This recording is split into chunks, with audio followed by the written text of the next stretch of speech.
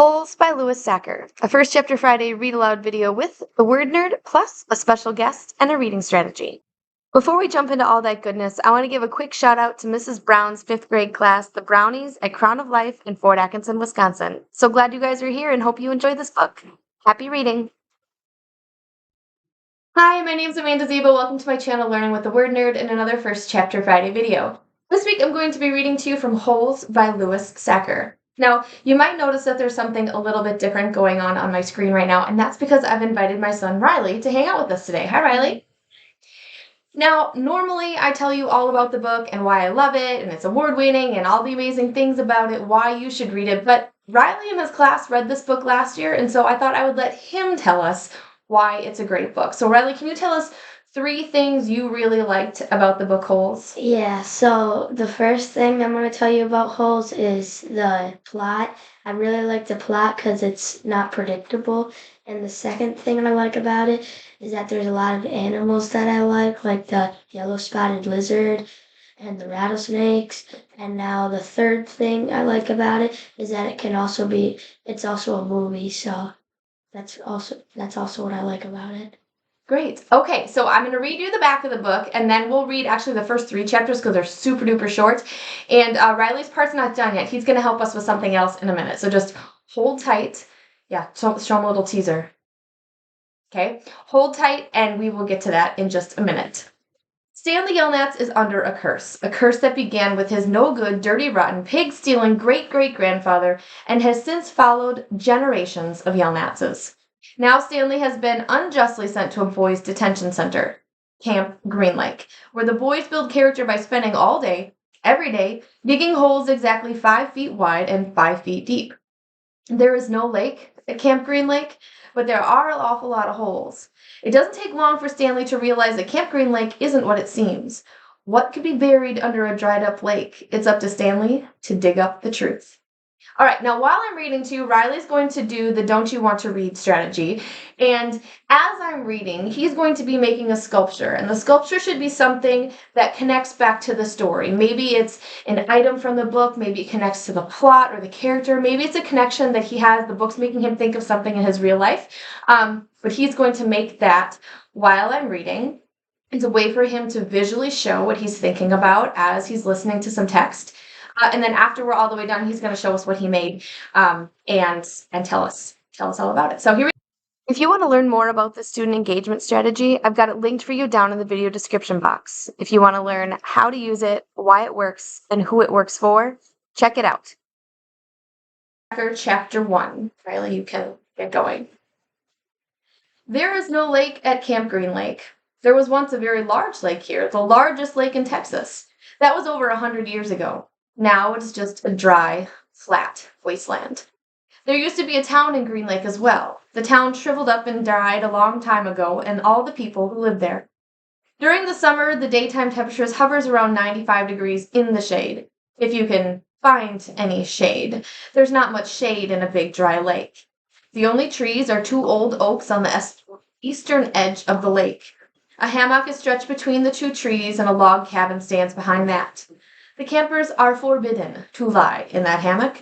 It belongs to the warden. The warden owns the shade. Out on the lake, rattlesnakes and scorpions find shade under rocks and in the holes dug by the campers. Here's a good rule to remember about rattlesnakes and scorpions. If you don't bother them, they won't bother you. Usually. Being bitten by a scorpion or even a rattlesnake is not the worst thing that can happen to you. You won't die. Usually. Sometimes the camper will try to be bitten by a scorpion or even a small rattlesnake. Then he will get to spend a day or 2 recovering in his tent instead of having to dig a hole out on the lake. But you don't want to be bitten by a yellow-spotted lizard. That's the worst thing that can happen to you. You will die a slow and painful death. Always. If you get bitten by a yellow-spotted lizard, you might as well go to the shade of the oak tree and lie in the hammock. There's nothing anyone can do to you anymore. Chapter 2. The reader is probably asking, why would anyone want to go to Camp Green Lake? Most campers weren't given a choice. Camp Green Lake is a camp for bad boys. If you take a bad boy and make him dig a hole every day in the hot sun, it will turn him into a good boy. That is what some people thought. Stanley Yelnats was given a choice. The judge said, you may go to jail, or you may go to Camp Green Lake. Stanley was from a poor family. He had never been to camp before. Okay, you should start. I know. Just got the Play-Doh. Okay. Chapter 3. Stanley Yelnats was the only passenger on the bus, not counting the driver or the guard.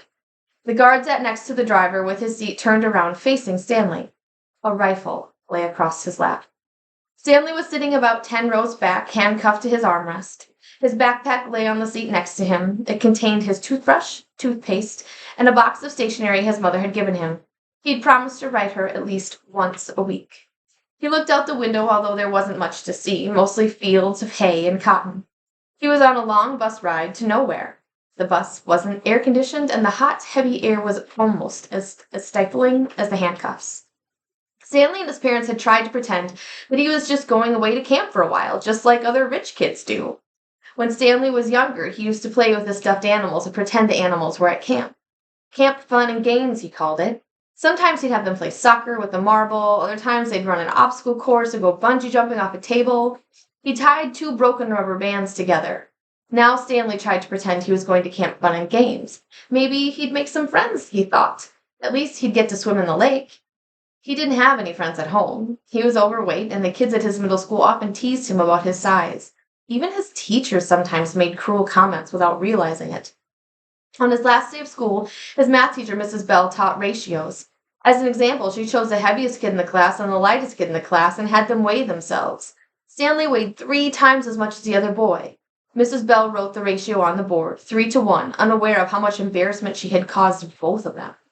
Stanley was arrested later that day. He looked at the guard who sat slumped in his seat and wondered if he had fallen asleep. The guard was wearing sunglasses, so Stanley couldn't see his eyes. Stanley was not a bad kid. He was innocent of the crime for which he was convicted. He'd just been at the wrong place at the wrong time. It was all because of his no-good, dirty, rotten, pig-stealing great-great-grandfather. He smiled. It was a family joke. Whenever anything went wrong, they always blamed Stanley's no-good, dirty, rotten, pig-stealing great-great-grandfather. Supposedly, he had a great-great-grandfather who had stolen a pig from a one-legged gypsy, and she put a curse on him and all of his descendants. Stanley and his parents didn't believe in curses, of course, but whenever anything went wrong, it felt good to be able to blame someone. Things went wrong a lot. They always seemed to be in the wrong place at the wrong time. He looked out the window at the vast emptiness. He watched the rise and fall of a telephone wire. In his mind, he could hear his father's gruff voice softly singing to him. If only, the woodpecker sighs. The bark on the tree was just a little bit softer. While the wolf waits below, hungry and lonely, he cries to the moon, if only, if only. It was a song his father used to sing to him. The melody was sweet and sad, but Stanley's favorite part was when his father would howl the word moon. The bus hit a small bump and the guard sat up, instantly alert. Stanley's father was an inventor. To be a successful inventor, you need 3 things: intelligence, perseverance, and just a little bit of luck. Stanley's father was smart, and he had a lot of perseverance. Once he started on a project, he would work on it for years, often going days without sleep. He just never had any luck. Every time an experiment failed, Stanley could hear him cursing his dirty, rotten, pig-stealing great-grandfather. Stanley's father was also named Stanley Yelnats. Stanley's father's full name was Stanley Yelnats III. Our Stanley is Stanley Yelnats IV. Everyone in his family had always liked the fact that Stanley Yelnats was spelled the same front and backwards, so they kept naming their son Stanley. Stanley was an only child, as was every other Stanley Yelnats before him. All of them had something else in common. Despite their awful luck, they always remained hopeful. As Stanley's father liked to say, I learned from failure. But perhaps that was part of the curse as well. If Stanley and his father weren't always hopeful, then it wouldn't hurt so much every time their hopes were crushed. Not every Stanley Yelnats has been a failure, Stanley's mother often pointed out, whenever Stanley or his father became so discouraged that they actually started to believe in the curse. The first Stanley Yelnats, Stanley's great-grandfather, made a fortune in the stock market. He couldn't have been too unlucky. At such times, she neglected to mention the bad luck that befell the first Stanley Yelnats. He lost his entire fortune when he was moving from New York to California. His stagecoach was robbed by the outlaw, Kissin' Kate Barlow.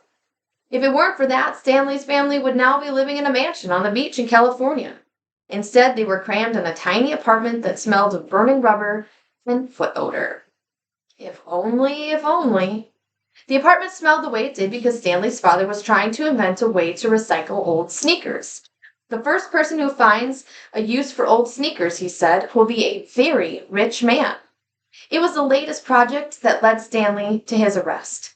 The bus ride became increasingly bumpy because the road was no longer paved. Actually, Stanley had been impressed when he first found out that his great-grandfather was robbed by Kissing Kate Barlow. True, he would have preferred living on the beach in California, but it was still kind of cool to have someone in your family robbed by a famous outlaw. Kate Barlow didn't actually kiss Stanley's great-grandfather. That would have been really cool. But she only kissed the men she killed. Instead, she robbed him and left him stranded in the middle of the desert. He was lucky to have survived, Stanley's mother was quick to point out. The bus was slowing down. The guard grunted as he stretched his arms. "Welcome to Camp Green Lake," said the driver. Stanley looked out the dirty window. He couldn't see a lake, and hardly anything was green. If you want to find out what happens next to Stanley Yelnats as he spends time at Camp Green Lake and what he discovers about it, you should totally pick a copy of Hold up from your school library, purchase it from your favorite local indie bookstore, or grab it via the link in the description box. Now, let's find out what Riley has made. So I made a scorpion and a little snake. Okay, and how does that connect to the story, Riley? Because there's a lot of rattlesnakes and a lot of scorpions, like it said in the first and second chapter.